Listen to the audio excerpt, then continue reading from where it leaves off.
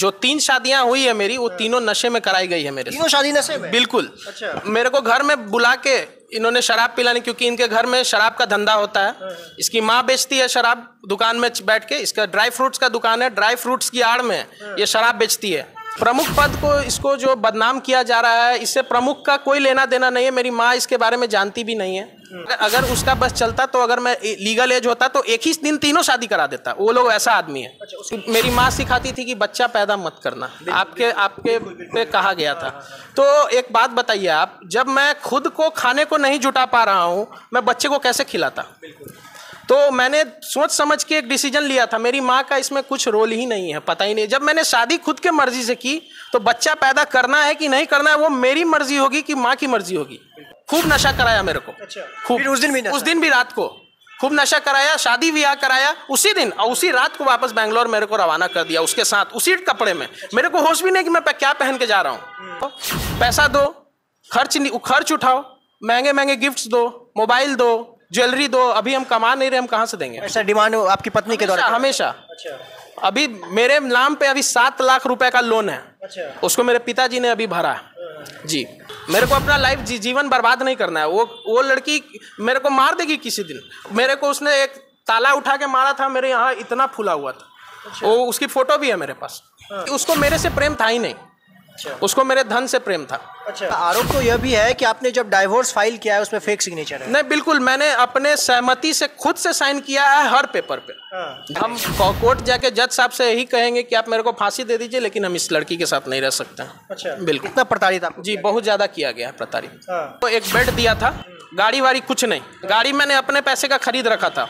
उसको क्या किया उसने, जब पता चला कि मैंने यहाँ डाइवोर्स फाइल कर रखा है, वहाँ बैंगलोर जाके उसने मेरी गाड़ी चोरी कर ली। मेरे सारे दोस्त अभी अच्छे अच्छे पोस्ट पे हैं, अच्छी कंपनीज में हैं। सिर्फ उस लड़की के कारण मेरा लाइफ स्पॉइल हो गया पूरा। अंगूठी पहनाने का ढोंग करती है।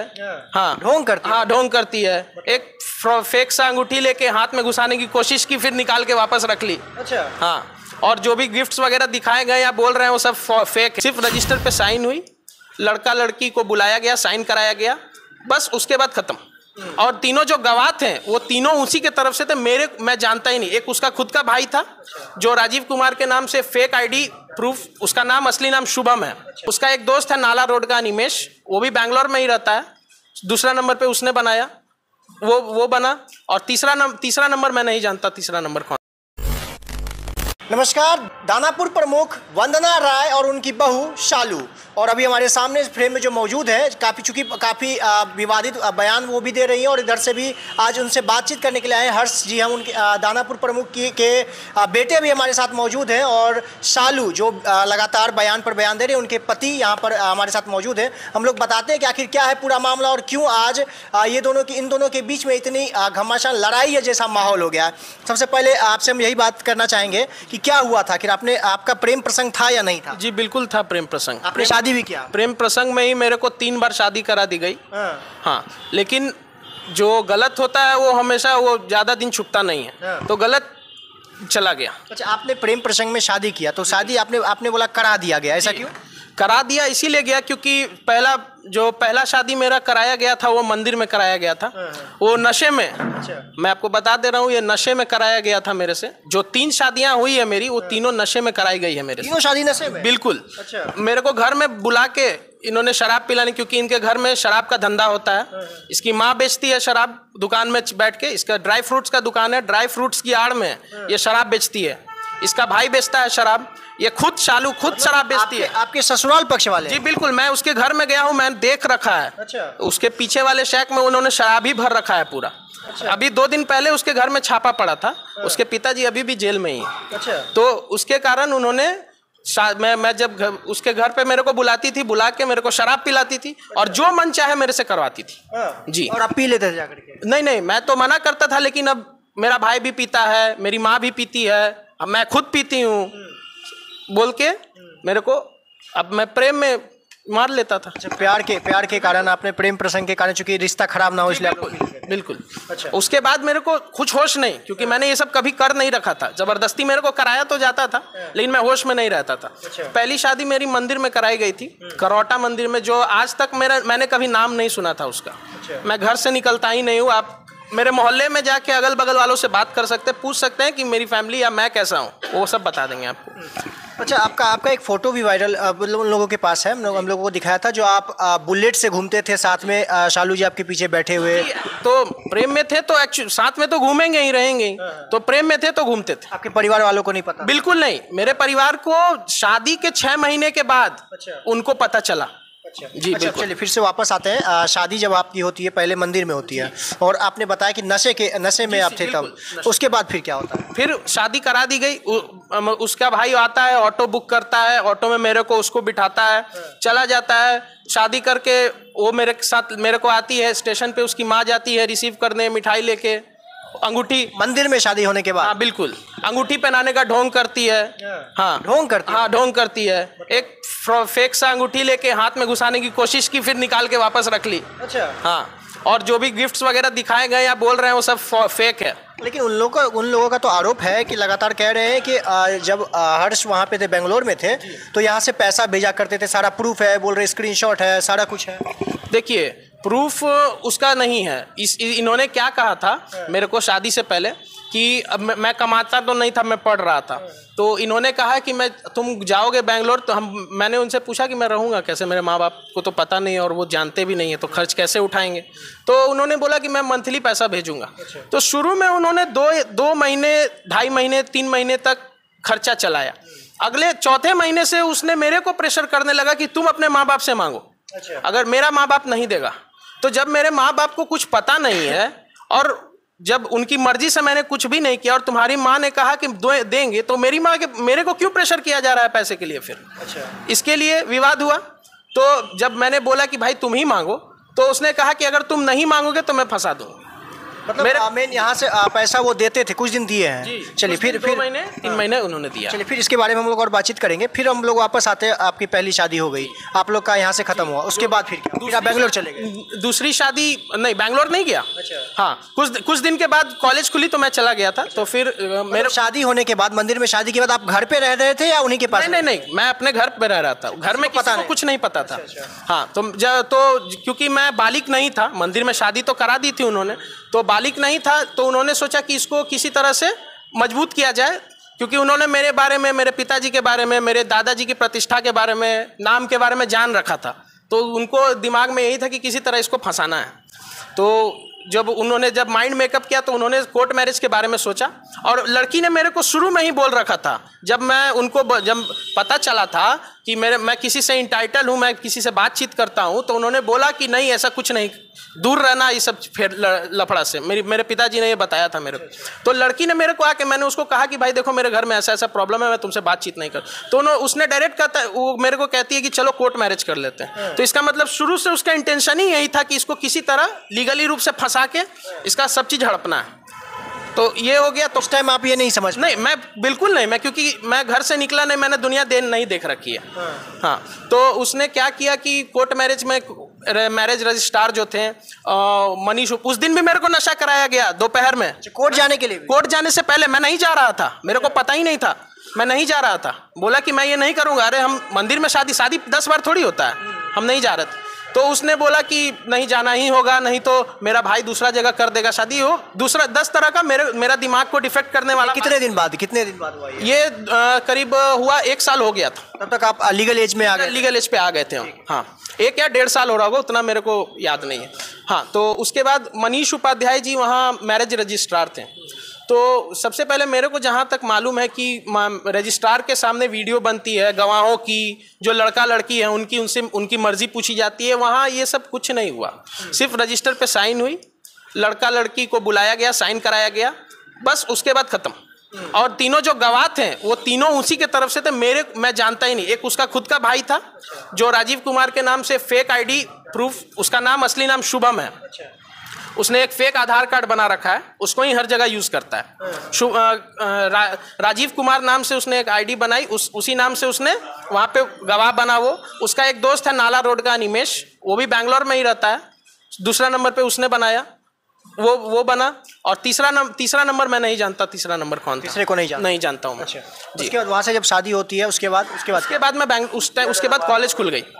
कॉलेज खुल गई, उसके बाद मैं बैंगलोर चला गया। तो उसने मेरे को बहाने से बुलाया कि मेरे को चोट लगी है बहुत जबरदस्त, तुम घर पे आओ। मतलब आप बेंगलोर पढ़ाई करने के लिए चले गए, उसके बाद उन्होंने कहा आपको कि मुझे चोट लगी, आप जल्दी आओ। तुम्हें बताओ क्या हुआ, इतना जल्दी कैसे आ सकते हैं, बगल में थोड़ी है। समझाने की कोशिश की लेकिन आना ही होगा। इधर सब उन्होंने गोसाई टोला में स्थित एक कमेटी हॉल है, मेरे को नाम नहीं पता, तो वहाँ पर उन्होंने सब अरेंजमेंट कर रखा था। मेरे को एक दिन पहले उन्होंने बताया कि ऐसा ऐसा बात है। उस रात को खूब नशा कराया मेरे को। अच्छा। खूब। फिर उस दिन भी रात को खूब नशा कराया, शादी ब्याह कराया उसी दिन, और उसी रात को वापस बैंगलोर मेरे को रवाना कर दिया उसके साथ, उसी कपड़े में। मेरे को होश भी नहीं कि मैं क्या पहन के जा रहा हूँ जी। तो एक आरोप यह भी लग रहा है आप पे, आपने जिस तरह से आरोप लगाया कि शालू भी नशा करती है, उनके सारे परिवार वाले नशा करते हैं, इसमें कितनी सत्यता, कोई प्रमाण है इसका? सत्यता आप अगल बगल वालों से पता, अभी मैं तो ये नई वीडियो नहीं बना सकता हूँ कि वो दारू पीते हुए, लेकिन मेरे साथ बैठ के पिए वो। अच्छा, आपके साथ बैठ? जी, वहीं पे उसके घर पे ही। अच्छा। खुद मैं ऐसे कभी नहीं कर सकता हूँ नशा, क्योंकि मेरे पिताजी या अगल बगल के लोग भी जानते हैं, क्योंकि मैं इन सबसे बहुत दूर, काफी दूर। एक 1.5 साल के बाद, मतलब पहले मंदिर में शादी होती है, 1.5 साल के बाद फिर वापस से आपका कोर्ट में शादी होता है, और उसके बाद फिर कितने दिनों के बाद फिर मैं बैंगलोर चला गया, फिर या 2 या 3 महीने के बाद मेरे को वापस बुलाया जाता है। मतलब ये सारा कुछ 2 साल के तकरीबन? हाँ, 2 साल के अंदर सब कुछ करा दिया गया मेरा। उसके बाद फिर अगर उसका बस चलता, तो अगर मैं लीगल एज होता तो एक ही दिन तीनों शादी करा देता। वो लोग ऐसा आदमी है। अच्छा, उसके बाद फिर क्या, फिर शादी के बाद बैंगलोर चले गए? शादी के बाद बैंगलोर मेरे को उसी कपड़े में भेज दिया गया। अकेला या आपके अपने? उसके साथ मेरे को भेज दिया गया, शालू के साथ। अब वहाँ बैंगलोर में रूम रेंट लेके रहने लगे। वहाँ पे मेरे को डेली प्रताड़ित किया जा रहा। उसको पहले क्लियर कर दिया गया था ये बात कि तुम मेरे से शादी कर रही हो, मेरे घर वालों को कुछ नहीं पता तुमसे रिलेटेड। जब तुमको नहीं पता तो किस हक से तुमको अपने घर में रखेंगे।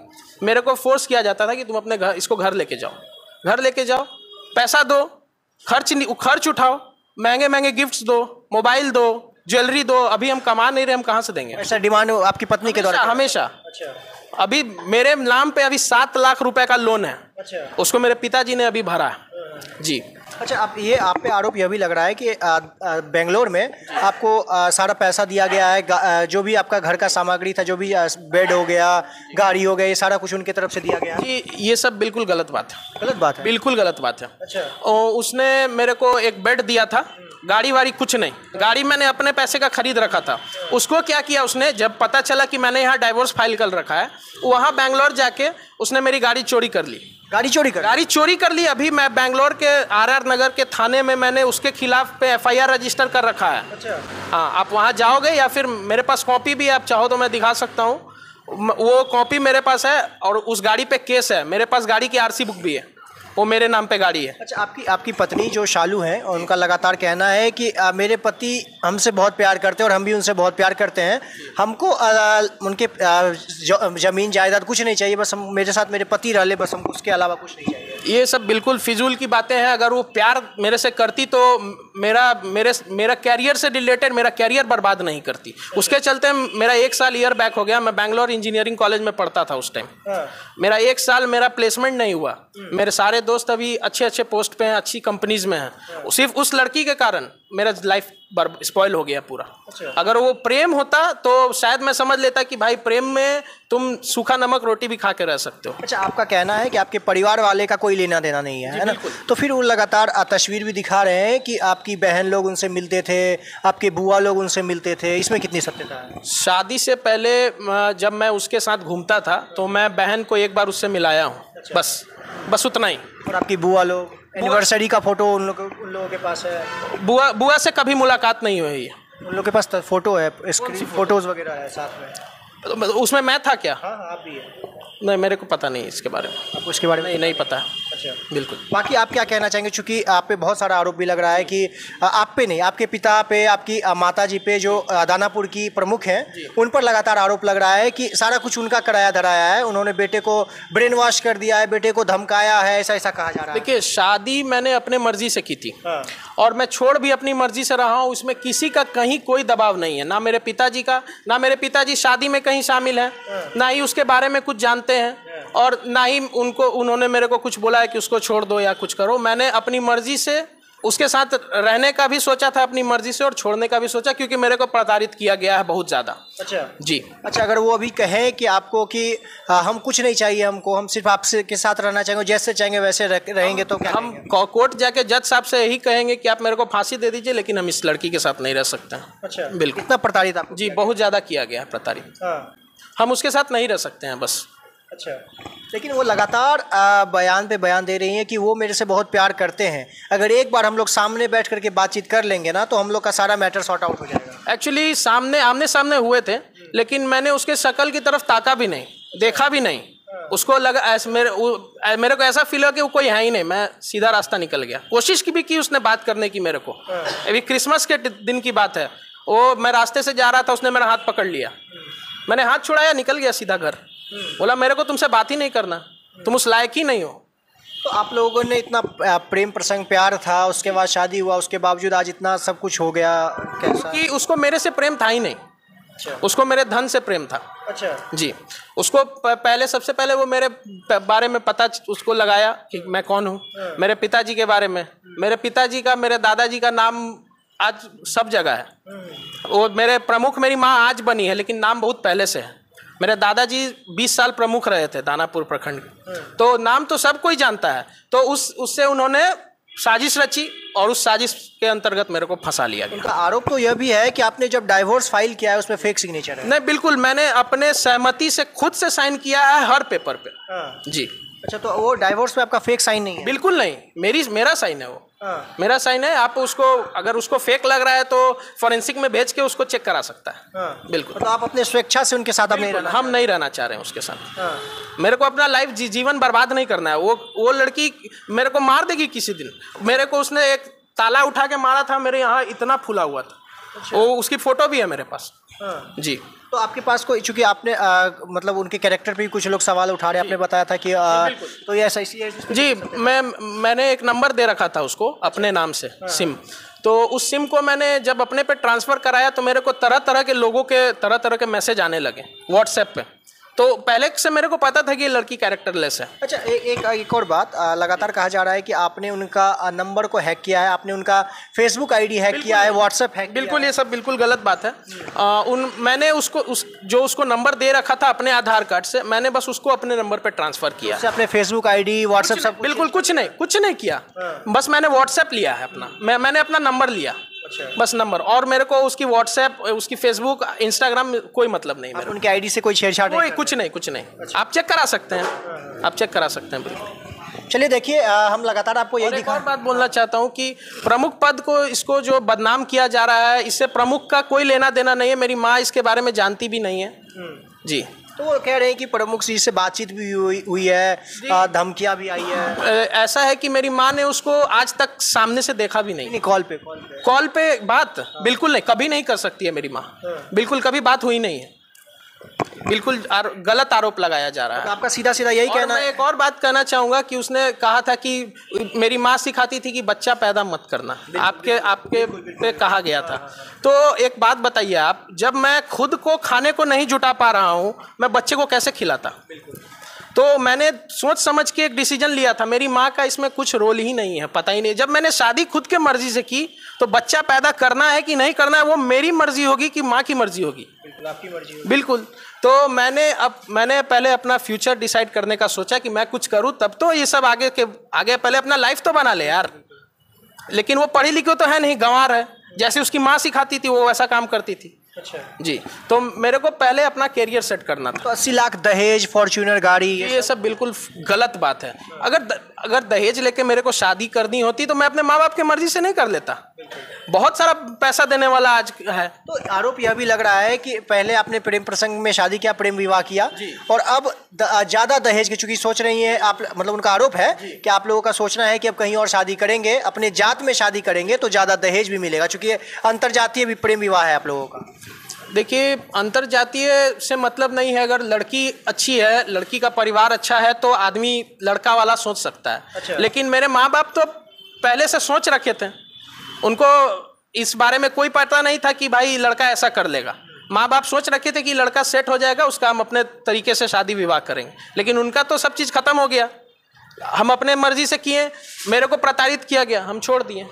बस इतना ही बात है। बस इतना है। चलिए देखिए, बहुत बहुत धन्यवाद। देखिए, आपको हम लगातार यही बताने का प्रयास कर रहे थे कि वंदना राय, दानापुर प्रमुख वंदना राय और शालू का मामला आप लोग लगातार देख रहे होंगे। और अभी हमारे साथ हर्ष जी हैं, जो दानापुर प्रमुख वंदना राय के बेटे और शालू के पति, जो कि लगातार अभी उन पर विवादित बयान इन पे लगातार चल रहा था। तो आज हमने सोचा कि इनसे हम लोग बातचीत करें और इन्होंने अपना सारा पक्ष रखा। बाकी इस तरह की और भी जो भी बातें आएगी, जो भी नया खबर आएगा, उसके बाद हम आपसे फिर एक बार आएंगे। अभी चाहूँगा इजाजत। बाकी मेरा नाम अंकित भारद्वाज और आप द पब्लिक पॉइंट देख रहे हैं। बहुत बहुत धन्यवाद।